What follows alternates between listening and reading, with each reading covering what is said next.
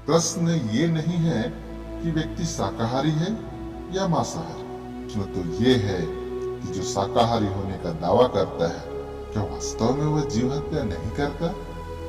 जब आपके शरीर में कोई मच्छर बैठता है तो आपका हाथ अनायास ही उस स्थान पर पहुंच जाता है और मच्छर की हत्या हो जाती है।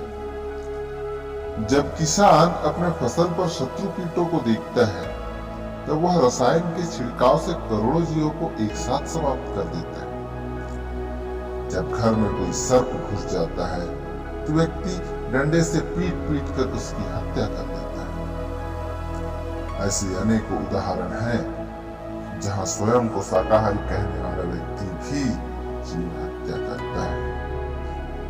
और विचार करने वाली बात यह है कि जो हत्या मनुष्य करता है क्या वास्तव में उसकी आवश्यकता थी?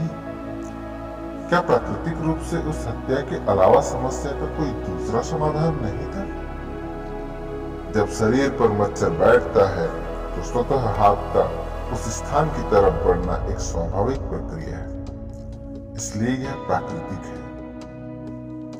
जब किसान अपने फसल पर रसायन का छिड़काव कर जीवों की हत्या करता है तो यह प्राकृतिक नहीं है, क्योंकि जब रसायनों का आविष्कार ही नहीं हुआ था कृषि कार्य तो तब भी होते थे।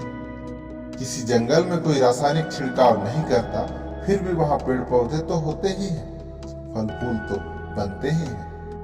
आसपास सर्प देखकर हमारा मन विचलित हो जाता है, हमारे मन में भय का वास हो जाता है कि कहीं किसी बच्चे को न काट ले या फिर निद्रा की अवस्था में यह हमें ही न डस ले। किंतु विचार करिए, क्या सर्प आपको काट कर कोई विशेष लाभ प्राप्त करते हैं?